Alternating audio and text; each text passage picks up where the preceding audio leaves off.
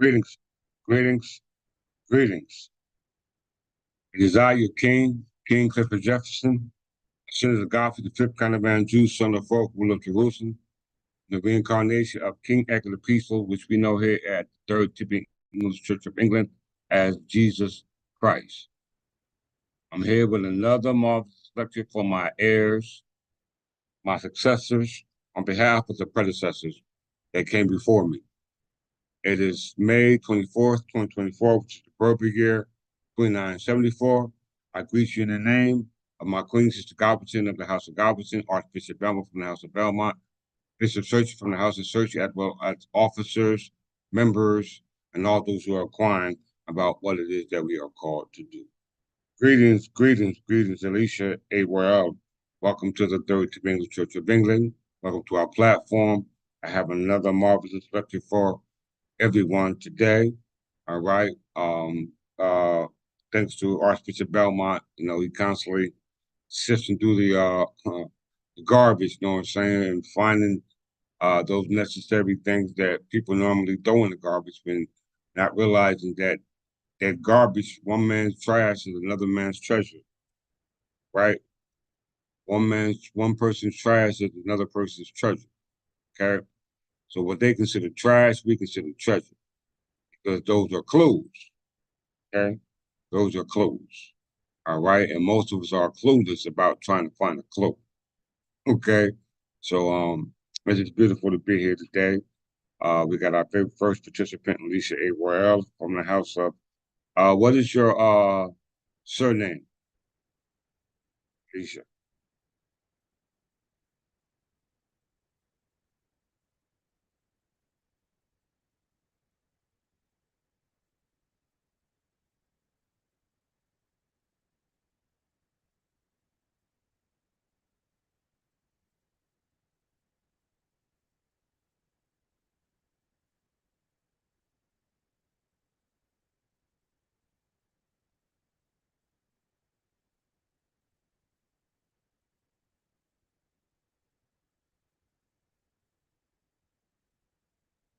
Get your surname, Alicia A. Royale.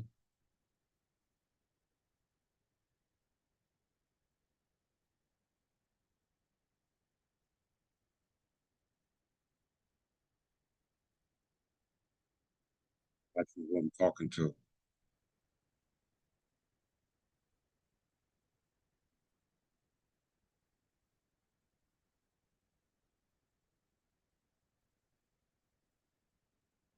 If you keep that silent, have the very right to. I would like to communicate by the surname. So if you would like to call me to refer to you by Alicia, then that will be the choice that has to be made. Okay. Once again, greetings, greetings. Welcome to the Third Temple English Church of England, Harrison. Okay. Greetings, Harrison. Thank you, thank you. I appreciate it. Welcome, welcome, welcome. All right. Welcome, welcome. Is this Countess Harrison?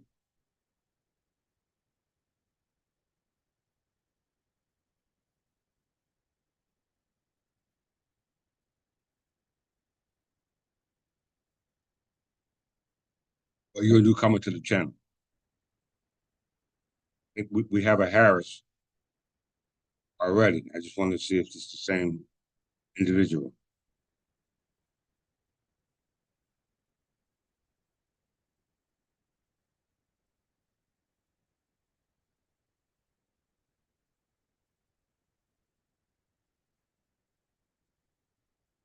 Okay, pardon self. Okay, welcome, Brother Alicia. Brother Harrison from the House of Harrison. Thank you for making that correction. Right. Welcome, welcome, welcome. All right. I have a beautiful lesson teller for each and every one of you who are able to join me today. Hopefully, the latter will come on shortly, as well as my moderators. I have a beautiful lesson.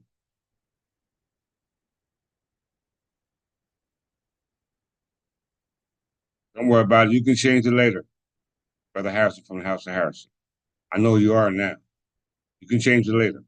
So I got to get started. So once again, welcome, welcome. Have a beautiful lesson. All right, a beautiful lesson. All right, and it's pretty much what we've been talking about, but it's going to be heard from a third party, Frederick Douglass.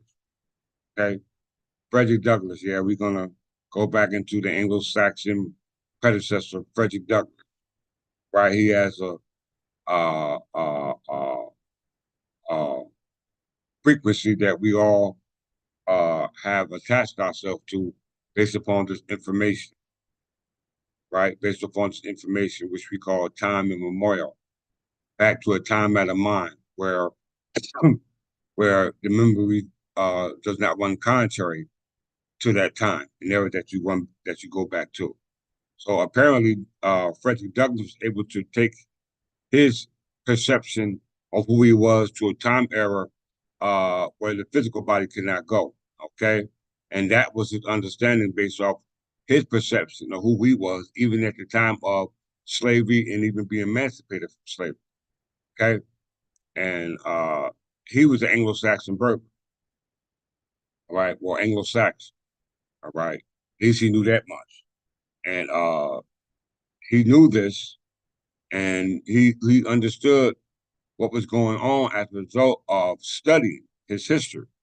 Okay, he had the benefit of traveling overseas to Great Britain, Scotland, Ireland. All right, he did a lot of speaking over there. And for those who don't know, he actually was the recorder of deeds here in North America for the United States of America. All right, at its very beginning. All right, so it's very important the credibility and the attestation to what Frederick Douglass exposes in regards to our flight to regaining our lost estate. All right, reversion remanding, reversion remanding of the state accounts for profit. Okay, all right. All the unjust enrichment that was done to the English Anglo-Saxon Berbers must be paid back for those who have done it. Right. So it's very important for you to understand this lesson today. Right. We're going to use the narrative Dred Scott case because we know Dred Scott, under the misnomer of an African American, uh, had the surname Scott. And he was enslaved in one state and went to a free state in which he was uh, uh, captured and took him back to the slave state that he was considered property of as movable chattel. And this is the same situation that you all should find are in. All right, you are in. You are not free. You're in the same situation that Dred Scott was in, just not in chains.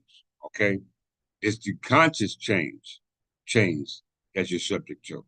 All right, they was confident enough to take the bondage from it being articulated by you being in actual physical change and put it the bondage of the physical change on a mental level, okay? By getting you to agree to the social contract, which is a social compact with them, okay? In lieu of the rights that you claim to have, okay? You made a social compact, which is the social contract, which is the sovereignty that you surrendered to the representatives of your government. All right, which means that you're no longer has complete sovereignty because there's some of that sovereignty was given for the public welfare, which is represented by those who represent that sovereignty, who were chosen by you. Or if they wasn't chosen by you, they were forced upon you. Okay, that within itself is an unconscionable contract. Okay, because everybody, I don't care who you are, must deal with at some point in time. Okay, Frederick Douglass dealt with it at his point in time. We dealt with it in our point in time, and those who are watching, and those who are not watching, and those who will be watching are going to have to deal with it at their point in time. Okay, so without further ado, let's get started with this beautiful lesson.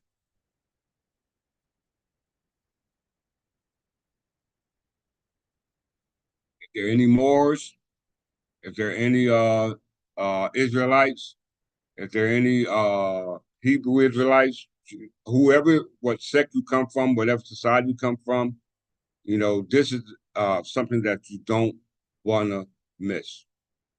Okay. And just for the record, we are Anglo-Saxon Berbers. We're not affiliated with any other religious society, any other religious group, any other civil group, but the English Anglo-Saxon Berbers. We only choose English as a result of the connection to the Anglo-Saxon Berbers as a result of the English Rignal year that was started by William the Conqueror in 1066 on the Gregorian calendar.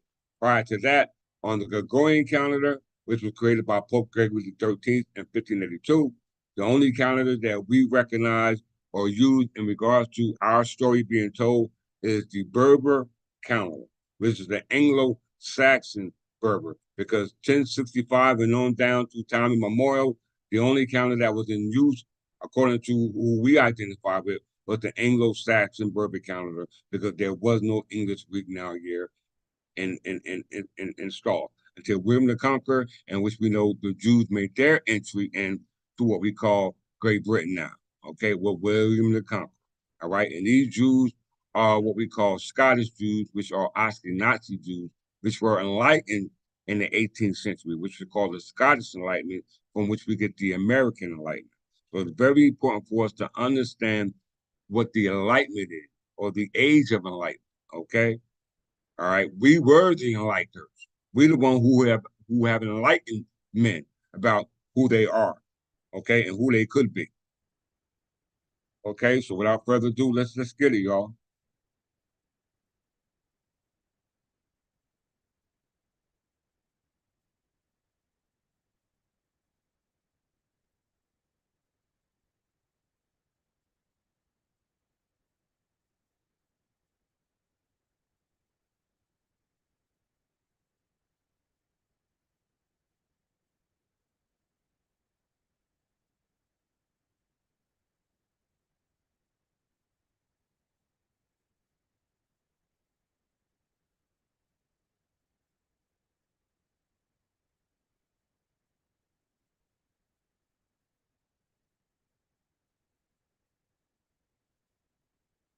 I promise to not hold you long.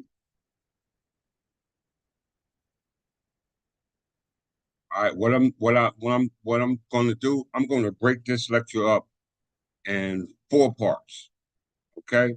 Because we have a short, our brothers and sisters have a short attention span, okay? A short attention span. So I'm going to stop this. I'm going to do this in four parts, okay? Each part will be a half an hour. Each part will be a half an hour long, okay? So it gives you a ability to be able to stay tuned, not lose interest, as well as to be able to cover ground a lot more quicker, okay? Let's get it. So I'll be stopping this at 12:45, 12:47. If I go over, please forgive me, right?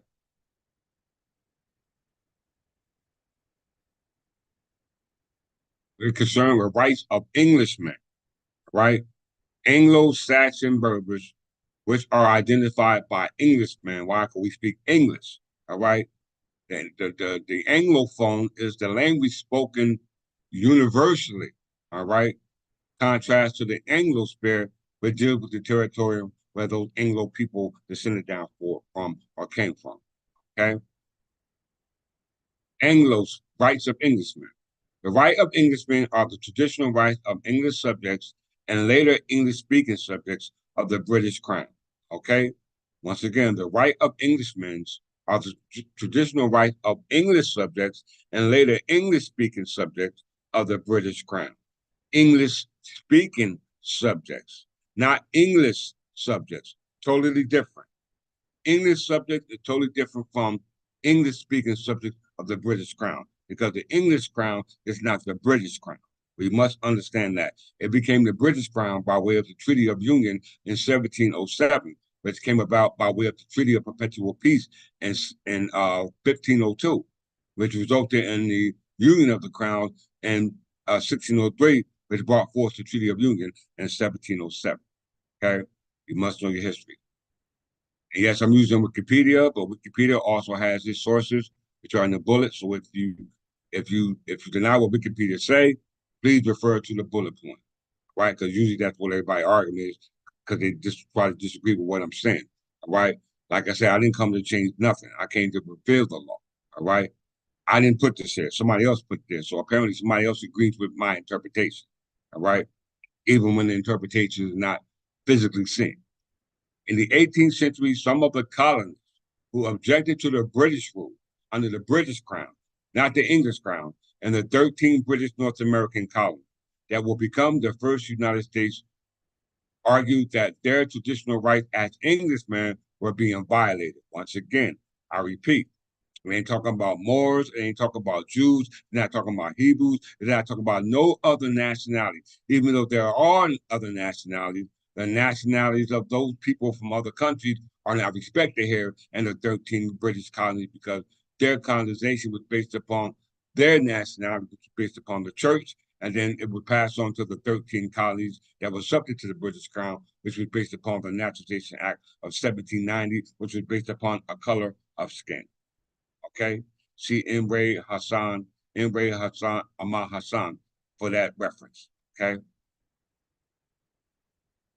In the 18th century, the colonists who objected to the British rule in the 13 British North American colonies that will become the first United States argued that their traditional rights as Englishmen were violated.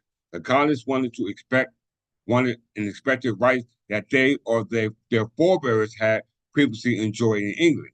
A local representative government with regards to judicial matters. Some colonists were being sent back to England for trials, particularly with regard to taxation. Okay, to taxation.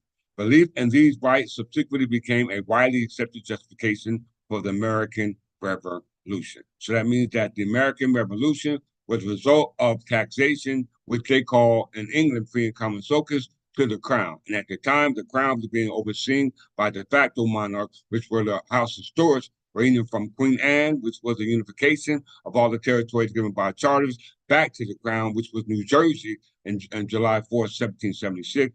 And all those proprietary charters were given from the crown, i.e., the monarch, for called feudal tenures or estates and land. Okay, we understand that those estates were still subject to the rights of the crown because the land was a lodeo. That's why it was called crown land, and they were upset that the way the British monarchs was running the territory at that time as a result of what was acceded to them by way of what we call the Treaty of Paris of 1762, okay, and the Treaty of Paris of 1783. We already went through that history. I don't have a chance to go through it. Hopefully, it probably come up throughout this lecture, but if it don't, you have to go back and watch the prior lectures, okay? Historical background. Historical background. In the tradition of Whig's history, Judge William Blackstone called them the absolute rights of every Englishman. Now, William Blackstone was a professor at Oxford, Oxford University. All right, he was the highest. I forgot the term they used in Oxford University, and I got the whole volume here sitting on my left side. And he said that they were illiterate in English history. All right, because their study of jurisprudence came at the hands of what was established either by the Scottish Enlightenment or by what the Enlightenment that the Tudors gave, which was given to them by the Tudors, as well as called what we call the American Enlightenment. Okay, the American Enlightenment, the Scottish Enlightenment, and the American Enlightenment. As I said, he described the fundamental laws of England in his influential commentary on the laws of England in 1765, in which he explained how they had been established slowly over centuries of English constitutional history. There were certain basic rights that all subjects of English monarchs were understood to be entitled to, such as those expressed in the Magna Carta since 1215. That was by John, the son of Henry II, the son of Godfrey, the fifth Count of Anjou, son of Fulk, ruler of Jerusalem, contrast to those that were actually expressed by the petitioner right of 1628, because that goes to what we call the Glorious Revolution. Okay, the petitioner right of 1628. Pardon, so I quoted that wrong. It says the petition of rights of 1628, which was a right to petition the crown, as well as the Habeas Corpus Act of 1679, which was the prerogative right of the crown, and the Bill of Rights of 1689, which all encompass each other because these are the joy, regalia, and prerogative rights of the crown. Greeting Archbishop Belmont from the House of Belmont. Okay, but we know that these rights that came from the British crown originated from the Glorious Revolution, and which came up under what we call the Second 100-Year Wars, which was a bunch of wars that originated in 1688. Okay, in 1688, based upon the Bill of Rights of 1689, which was an act by Parliament, British Parliament, to see who would inherit the English throne based off the claimer right of 1689. Okay, we must know this history. If not, you're lost in the sauce. In legal cases that came to be known as Calvin case, this is called precedent, right? It's not the common law. It's called precedents. You call it stare dice, or the case of Pasternak. The law lords decided in 1608 that Scotsmen born after King James I united Scotland and England had all rights of Englishmen. So they're not Englishmen, they just have the rights of Englishmen. This decision would have a subsequent effect on the concept of the rights of Englishmen and British America. Did y'all hear that? Did y'all understand that? All those who follow along and have reviewed prior lessons from here, should be on the same page with your king.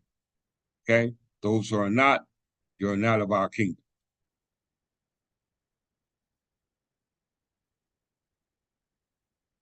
The American colony has since the 17th century been fertile ground for liberalism. All right, we talked about that yesterday. Liberalism. We're going back into the flag of the Gaston flag and the pine tree flag, which is their what they call appeal to heaven or appeal to God when they left into the wilderness as a result of what we call separation of church and state.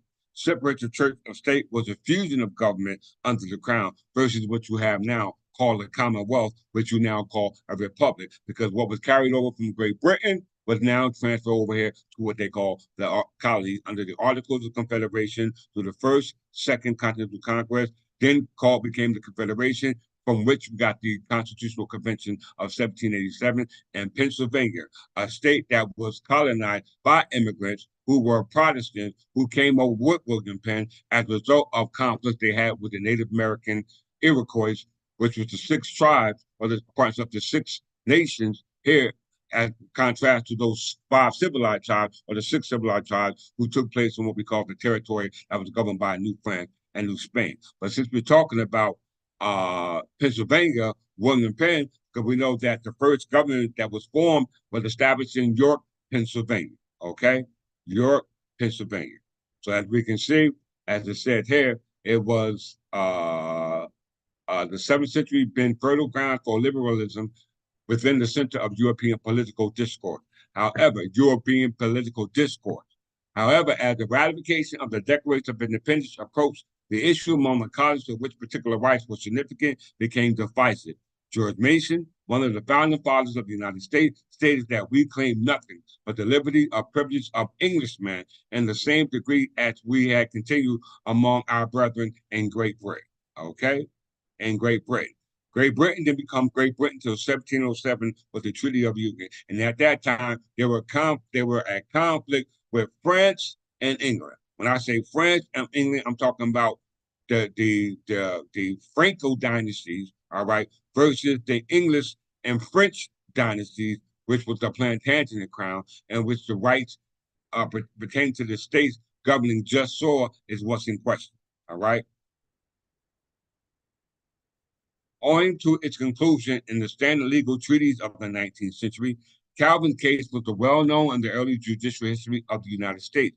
Consideration of the case by the United States Supreme Court and by the state courts transferred it into a rule regarding American citizenship and solidified the concept of just soil, right of the soil, but not by blood, right of the soil, but not by blood, just sanguineous. The right by which nationality or citizenship can be recognized to any individual born in the territory of the related state as primary determinant factor controlling the acquisition of citizenship by birth. You hear that?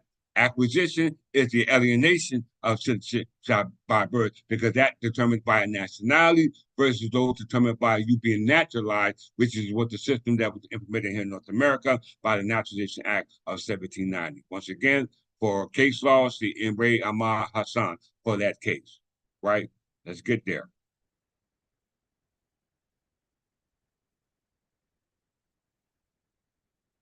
Right, some Englishmen, all right?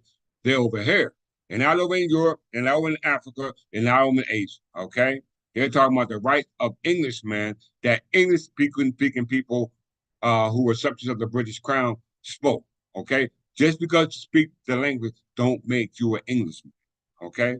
We're Anglo-Saxon Berbers who speak English because we know that the English break now here didn't come in, as I always say, to William the Conqueror, who invaded those lands. So English has always been the language of the Anglo-Saxon Berbers. Because if you spell it A-N-G-L or E-N-G-L, or will still be the same. Anglo, and it means pertaining to. Okay? So let's get there.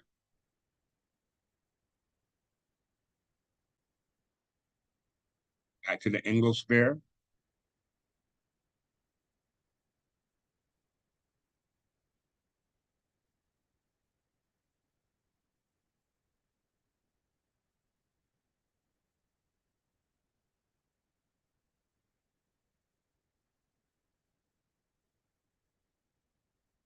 English as the official language.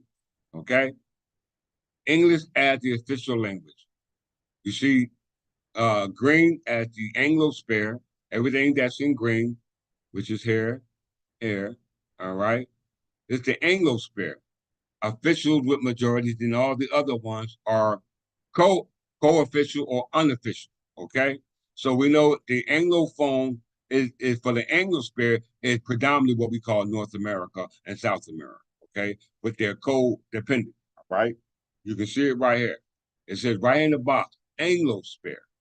All right, everybody get good look up at that map. Look at it. Also involves Great Britain, Ireland, and Scotland, but they're not English. All right, they're not English. They're from Ireland and Scotland.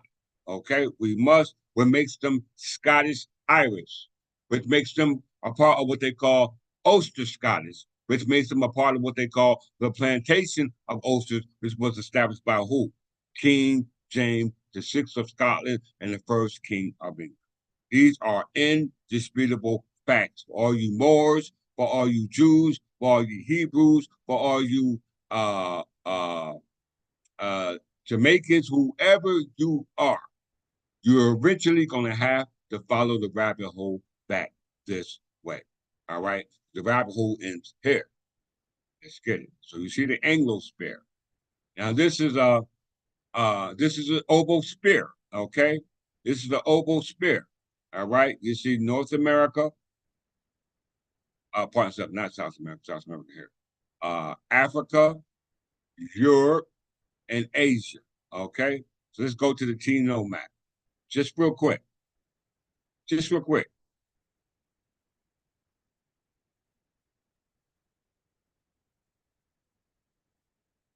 This is called the Tino map, all right? As you can see in the spirit, you see the capital T inside it, okay? You see a line going through the middle of the spirit, which separates the Mediterranean Sea, and as you can see, what's that? The River Nile, and which is the whole part of the continent of Asia versus that part which is represents Europe. Okay, so you got Europe, Africa, and Asia. Once again, Europe, Africa, Asia. Follow the mouse. This part represents Europe, this part represents Africa, and this part represents Asia. Okay, everybody understand? All right, so let's make a biblical reference of the same map. Africa, Europe, Asia.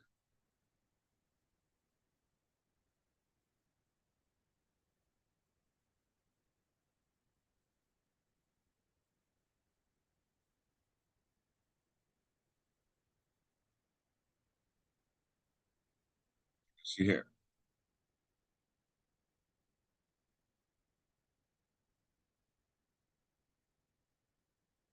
right? Here's another example. Asia, Africa, and Europe. Everybody see Asia, Africa, and Europe. Here's another view. That's called the Map of Mundi in Hereford's Castle. That's kind of hard to view, so we're going to move to another one. Here goes another one. Okay. Asia, represented by Shem, one of the sons of Noah. Africa, represented by Ham or Cam, which is one of the souls of Noah. And Japheth, another son of Noah, who represents Europe. Okay? We must understand that. We know Japheth was the father of Gomar, who birthed Askenaz. Askenaz is where the Jews come from. And we know the Jews are related to the Scottish Jews, who are called the Ashkenazi Jews, which are called the Scottish Jews, or what we call the Ulster Scots, which came from the plantation of Ulster through the Scottish diaspora, okay, as a result of the Scottish Enlightenment, okay? Now let's get another map, since you've seen the Teal map example. Let's go to the Libyan, ancient Libya.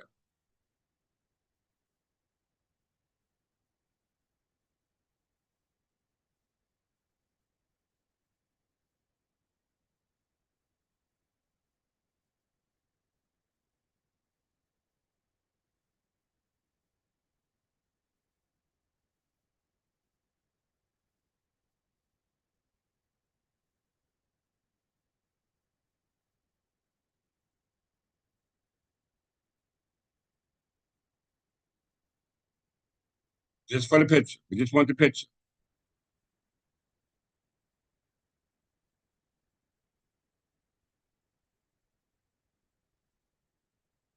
Have another example of it. Europe, Asia, and Libya. Okay? Europe, Asia, and Libya. So instead of Africa being called Africa, all right, or Ham, they have it called Libya. Okay? We see it right there. It's called Libya. The same example, the same map. So you can choose, the Libyans were Berbers. Libyan Berbers. Okay? Libyan Berbers. As you can see, ancient Libya. All right? The Egyptians called them Libu or Libya, but they were Berbers. Okay? During the Iron Age, classical antiquity, Libya, Greek, Lebe, which came from Berber, Libu referred to modern day Africa west of the Nile River. West of the Nile River. So it will be west. All right? West, southwest. All right? Everybody can see that. All right, everybody can see that. I'm not going to stay here too long on that.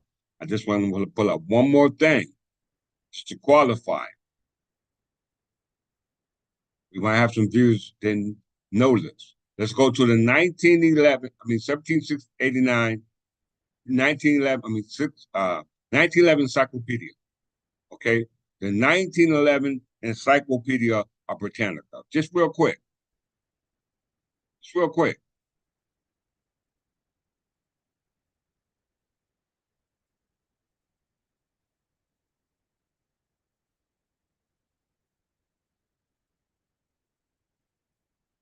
This was created in Edinburgh, Scotland.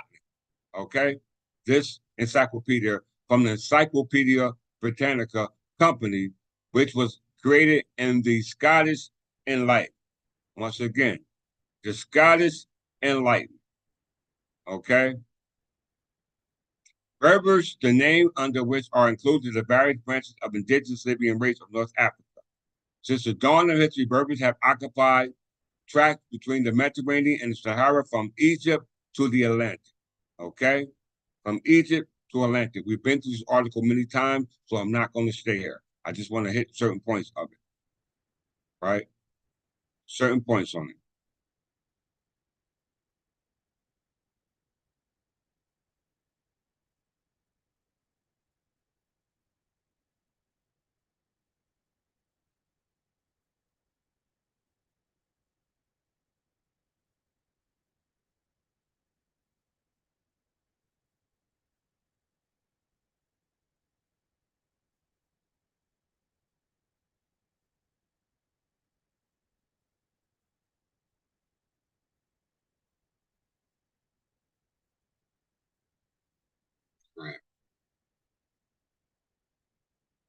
The megalithic monuments of Iberia and Celtic Europe have their counterparts in Northern Africa, and it suggested that they were all erected by the same race, by whatever name they be known. Berbers and Libyans in Africa, Iberians in Spain, Celts, Gauls, and Picts in France and Britain. Did you hear that?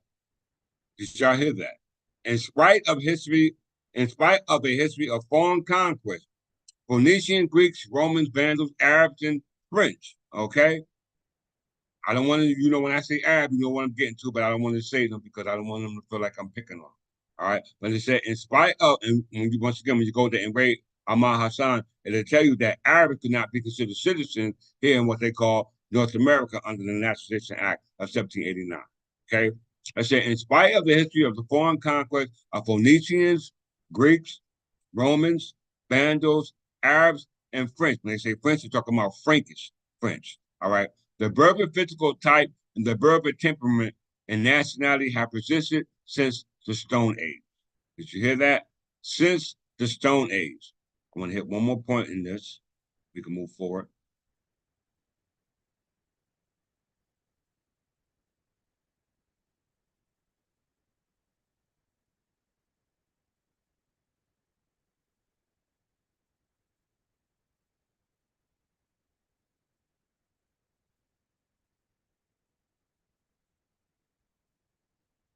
It just clarify once and for all. This is the 1911 encyclopedia created in Edinburgh, Scotland, now situated in what we call Chicago, Illinois, if I'm not mistaken. The invaders who have most affected the Berber race are the Arabs, but the two races with a common religion, often a common government with the same tribal grouping. Having failed to amalgamate to any great extent, this fact has been emphasized by Dr. R.G. Latham, who writes, all that is not Arabic in the kingdom of Morocco, all that is not Arabic in French provinces of Algeria, and all that is not Arabic in Tunis, Tripoli, and Fez is Berber. Okay, so if you don't speak Arabic, then you're not what they call a Muslim or a Moorish, because Muslims and Moorish, according to the origin of where they come from, speak Arab. They speak Arab. We're telling you that you are Berber because Anglo-Saxon Berbers ruled from time immemorial, with they time out of mind. All right, we know time immemorial to know time out of mind, and time out of mind or time immemorial goes back to Richard I, son of Henry II, son of Godfrey V, Caliban Jew. Which goes back to all those Berbers, because we know that the calendar that was ruling at that time was the Anglo-Saxon Berber calendar, because the first English reading on year in Anglo-Saxon time didn't come into William the Conqueror when he invaded that land, which was Berber territory. Right? Berber territory. We continue to read. The explanation lies in a profound distinction of character, characteristics, ethnology. The Arab is a herdsman and a nomad. The Arab is the herdsman and a nomad. The Berber is an agriculturist and a townsman. The Arab has built his social structure on the Quran, which inculcates absolutism, aristocracy, and theocracy. The Berber, despite his nominal Mohammedanism, is a democrat with his Jimna or Witchma, in his Qanun or unwritten code, the Magna Carta of the individual liberties as opposed to the community good. So as we can see, the Scottish enlighteners who created these particular books from their schools that they're initiated, which we're going to hear Frederick Douglas articulate, they created this information in regards to who the actual Berbers were. And they said the government that they had was called Wittemont, and the code or uncoded law was called the Magna Carta, which we all know is associated with the Anglo-Saxon Berber dynasty. But that will be part one. Okay, there will be part one, as in this lecture will be called "I Hear My Ancestors Calling Me." All right, I think Archbishop for that.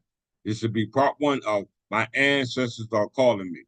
All right, my ancestors are calling me. Right, there's a song out there. that stipulate that in regards to it's in our DNA, in our eukaryotic cell. Okay, we know the difference between eukaryotic cells and pancreatic cells. Pancreatic cells are immortal cells, which it had the DNA of the cell, which is based upon your cell lineage, which is transferred to what we call the eukaryotic cell, which is the cell that gives you ability to be able to multiply, okay, into a multi-cellular organism, okay? And we know organisms are made up of cells, okay? So this is part one. I'm about to go into part two, and the reason why I'm doing this, so those who are listening could be able to follow along and not lose track based off the length of the video. With that, say peace.